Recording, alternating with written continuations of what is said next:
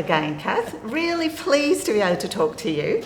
So I'm talking to Associate Professor Kath Glasswell, who's from the California State University, Fullerton, and my name's Paolo Singh. I'm a professor here in the School of Education and Professional Studies at Griffith University. Kath and I have worked together since about, 2007? Yeah, about that. Mm-hmm. And we've done some interesting work in schools that are serving high poverty communities. And I've always been so impressed with my colleague Kath's work, particularly with the hands-on work that she's been doing in these communities, trying to build capacity with teachers. And when we've talked about this, I've just loved your notion of problem-based pedagogies, how you go into schools, you haven't got all the answers, but you're trying to work out first what's the problem, and then how do we collectively or collaboratively address that problem. Can you talk a little bit about that? So I do take a problem-solving approach to most things. I think for schools, it's really interesting for even to say, I'll go in and try and figure out the problem. I kind of don't go in and try and figure out the problem, but I do. I try and figure out the problem with people.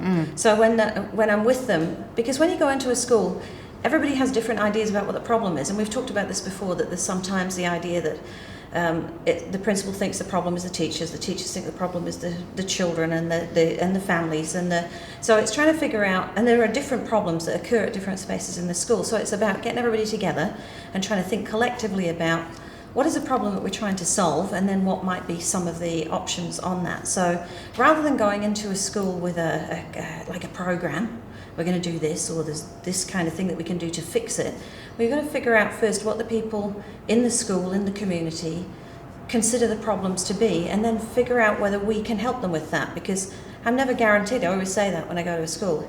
I've got this kind of knowledge and I've got these kinds of skills, and maybe I can help you with that if we sort of think together about it. So that's the sort of problem-based methodology towards working in schools. And I also think an interesting phrase that I learned of a very dear friend and good colleague of mine, Stuart McNaughton from the University of Auckland, is not to talk about intervention, but to talk about innovation. Because teachers are doing amazing work already in schools all over, and certainly in schools that suffer under poverty. And then not to go in and think, well, I've got to intervene with the teachers or intervene with the kids. We're thinking about, what are we already doing that's working? How could we innovate on that to ramp it up, to make it more powerful, to ensure that we get closer to the goals that we've got for ourselves and our children and our communities? I love that notion of thinking together. Can you elaborate on that? Because you've also talked about this notion of collective thinking and the collective brain and the collective mind. They're just beautiful phrases. Can you elaborate? I think I ripped them off from some of them, probably. Well, I know actually in business and economics they talk a lot about that kind of thing, and in innovation and R&D work, research and development work. And the idea that people are more powerful together. So my old dad used to say, when I was little, he used to say, when he was trying to get us all to clean the house, he used to say, an old thing that people say, many hands make light work. And the thing I repeat now in schools is many brains make light work. So when you work together and you get all the multiple perspectives on what the problem is and what the problem looks like for each individual, and I say the problem as in what problems of practice they're facing, what are the kinds of goals that they're trying to achieve that they're not getting close to. So when you get those multiple perspectives on it, you get a richer view of what it is that needs to be solved, if you like. And that can only come through having many people give their perspectives on it, and then in terms of solving, many brains are working on solving the problem. But schools, as you said, are really complex organisations, and what I've been really fascinated by working with you is that you've not just worked in Australia, you've worked in California, you've worked in Chicago, you've worked in New Zealand. What's the similarities and differences in terms of the way that you've tried to do this collective problem solving in schools, in serving disadvantaged communities here in Australia, compared to the kind of work you're doing now in California or the work you were doing in Chicago? And I think that's an interesting question, because people often think that you've worked in Chicago, that's not going to work here, or that was all right for California, but it's not going to work in Canada, for example. And the truth is, I'm not wedded to a particular philosophical approach to doing literacy pedagogy, for example. I'm going to say, well, we got to figure out what the problem is and then what will work here. But I'm not an expert in those communities. I'm not an expert in the community. I just worked in a First Nations school in Canada for the first time ever. It's a remarkable experience.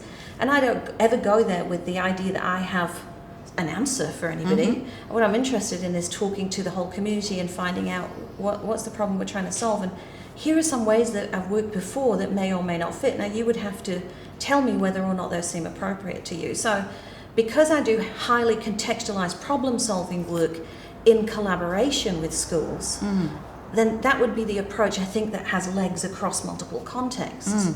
I think you get into trouble when you end up with a program that's designed in one place for one set of people to solve one kind of problem, and then you try and transplant that. Sure. And indeed, you know, the research on schooling improvement has shown that very well. You can have something that works in one context, take it somewhere else where the families, the children, the context, the political system, the politics, the policies, everything, the curriculum is different. If you've got that, you've only got one way of solving the problem, you're in big trouble there. That's fascinating. You've said you're not wedded or hang on to one particular approach to literacy, but as you know, in Australia and in the US too, there are so many debates or struggles over what's the best literacy approach or the best literacy pedagogy. In Australia at the moment, it's let's bring back phonics because that might work, or it's been critical literacy, or an advocate might be visible learning or explicit pedagogy. What's your stance on that, and why aren't you've wedded to one particular pedagogical approach? Well, if I was wedded to anything, it would be being wedded to the fact that human beings need to be engaged, motivated, and doing work that's meaningful to themselves and their communities. And also that a number of things that we think of approaches to literacy are actually just the teaching of sets of sub-skills that are associated with being literate. I often talk about the long game of literacy. And when we're designing any kind of innovation, if you like, with a school, we got to think where we're going. What's the long game? What's the end game of it? And the end game is to have active citizens. It's to have people who can engage in a democratic process. People who can be highly literate, not just for themselves, but for their communities, for their personal and political ends. And so you might call that critical literacy, and I might too. The interesting thing is, here's what happens. If you're a critical literacy advocate, chances are, I'm not saying this is definitely true, so you might want to cut this out. What happens is that they then become anti-skills. But the truth is, children need to learn those skills. So everything in its place. I'm going to have to teach about the codes, the system of codes for encoding the English language, for example, because I'm monolingual English, encoding the English language in print. And kids have to learn that code, and that code, as you know, works on multiple levels. It's not just about the cipher, the letters associated with the sounds. So you've got that, but that's a necessary but not, to quote Luke, a necessary but not sufficient aspect of literacy pedagogy. So when you get people who take one particular aspect, it's phonics or whole language or critical literacy, the truth is it's all of those. Yes. And if in the end we want to get to having highly literate people, we have to make sure that we address those as we go through. And so there will be a place for some phonics instruction. If phonics becomes the only thing that you do, I'm going to say, that's probably not a good idea. If all you do is talk about how to be an active citizen, and you make, signs and posters, but your kids actually can't write eloquently, they can't express an idea, they can't argue logically, then you'll have done them a disservice in critical literacy. Do you see what I mean? Yep. So it's the depth, if you like. If there was one thing I'm wedded to, in a sense, I'm going to use the old word, but if there's one thing I stick to, it's the idea that literacy is complex and it functions on multiple levels, and anything that we put in place has to make sure that it gives our kids and our communities the opportunity to engage in that. There are a couple of things that you said there, and they're really important to me, and I know they're important to you because we've worked together on this. The whole notion of democratising the research process as well. Every time you talk and the kind of work that you do in schools, it's respecting the work of teachers and school leaders and communities that are suffering, in a sense, from poverty. I mean, you've talked about teachers being traumatised by going into these schools, but they go in day after day, they want to make a difference, they want to do the right thing. So our role as researchers isn't to go in and criticise their work, or even to go in and say, hey, look, we've got the answer, you're not doing it right. Our work is to work differently with teachers. So can you talk a bit about democratising the research process? Well, I think for me that starts with giving full place to the problems that teachers are facing and schools are facing, communities are facing, in their own words, in the way that they construct it and perceive it and live it. That it's not something that an outside academic, I could go to the library, read a lot about disadvantage, couldn't I? Do all of that, go, oh, got a good idea for you, come and plonk it on top of them. Or say, I want to study this. We're going to do this. So, and this is the interesting thing when you're trying to get funding to do work, right? Because somebody once said to me on an ARC project, which I've got to say was good advice, said you've got to have a widget. Yes. You've got to have the thing. And I'm like, well, I'm not quite sure what the thing is, to be honest. That's not popular, not knowing what the thing is. And I often get principals who call me up and say, well, we'd like you to come and work with us, but you've got to tell me what you're going to do. And I have to say, we have to figure out together what it is you're trying to do, what your community is trying to achieve through this schooling. And so democratising the research process for me means that I actually fully engage with people who are trying to solve a complex problem. Because the truth is, I can get in my car and drive away from that community, and I could never go back if I didn't want to, couldn't I? I could sit in my office and I could write articles about it and I could be very successful. But that to me isn't what we're here for. That's not what public intellectuals or academics are here for. We're here to contribute to the greater good. And so that means then, to me, that we have to actually be helping people solve the complex problems that they face. That's why we're given this enormous privilege in life. The widget is thinking together. The widget is thinking together. But that's not very popular. No, but it's a very difficult thing to do, to think together and to give people the space to feel that it's okay to think together. And that's quite different. You know, you're not just going, here, just try this or try this, because that actually stops the thinking. It actually closes it down. And if it closes it down for teachers, it's going to close it down for the students. And yet we're trying to create a very creative, innovative democracy. That's supposed to be the goal. Yet the very strategies we use sometimes actually clamp down on that. I was just thinking there that sometimes principals will say to me, when they get me in, just tell us what to do. Just tell us what to do. Because they're just, and it's not because they're lazy or they haven't thought about it, but they're desperate to solve a complex problem for a community or a school that's in pain, children that are in pain, teachers that are in pain. And you have to take time to work through that. That thinking together takes time and consideration. So, you're spending time together. You might say in a sort of a research sense, you're scoping the problem in a sense, but what you're doing is not scoping it as in, looking at it objectively and trying to figure out what you think the problem is. You're trying to listen. But you know what? Think. But this notion of listening is really important, and spending the time together, because in the 3 years that you worked on the literacy lessons for Logan learners, LL, I know that the team that we worked together, and you led all of that work in schools, produced enormous results. So in 3 years, there were significant improvements in the students' literacy, significant improvements in teachers' capacity to teach literacy, student attendance, right? And we're now still working in those schools, as you know. So we've been working in those schools for up to 10 years, and the improvements in literacy continue. So investment in thinking together for 3 years, it might sound like a long time for some people, but has actually produced enormous gains over a long period. Whereas we go into some other schools which want the one answer or the one package, and they're playing the same treadmill in the schools, the results aren't improving. And so then they try another package or they try another package. But unless you put that investment in, you're never going to see the gains. So how do you convince people that they've got to put that investment in to think together, to pause, to slow down this kind of process of grabbing the next package?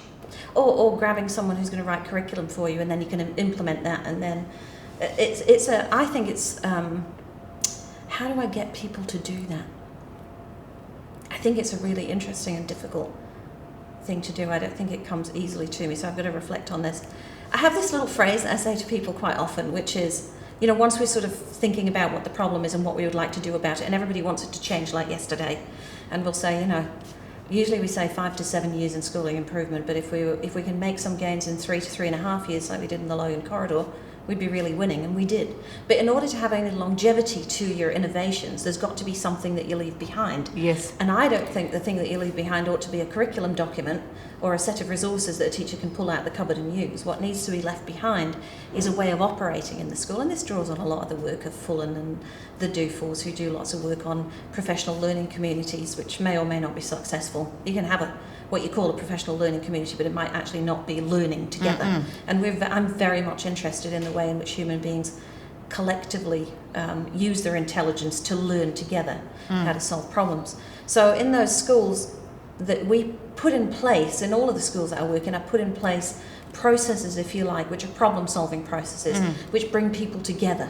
So there's always collaborative problem solving everywhere, at every level in the school, and that's from leadership teams through to where there might be coaches and principals thinking together, teachers thinking together with coaches, children thinking together with teachers. We're thinking constantly on multiple levels, and sometimes I do get a bit of reticence on the part of people to take up something that's, in essence, can seem a bit woolly, really. How are we going to, we already can't solve the problem. How are we going to solve the problem now? And so it's not that I don't bring things to school, I do bring ideas, because I've been doing this a long time and I've worked with a lot of schools, and I have ideas about what has worked in other places. So I'll often say, here's what I think might work for you.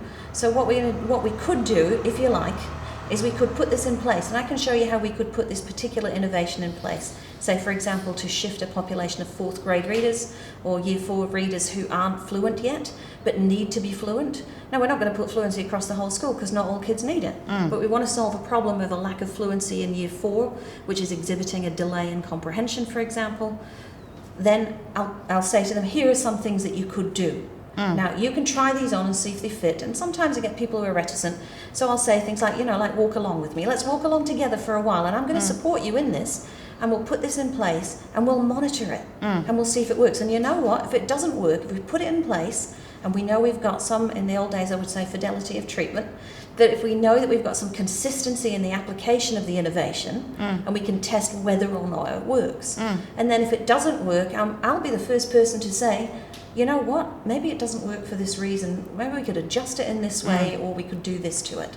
And so I'm constantly open to using evidence, always using evidence, but using evidence to drive that research process. So the teachers and the schools come along with me in the research process, which in a sense gets back to our democratising of the research process.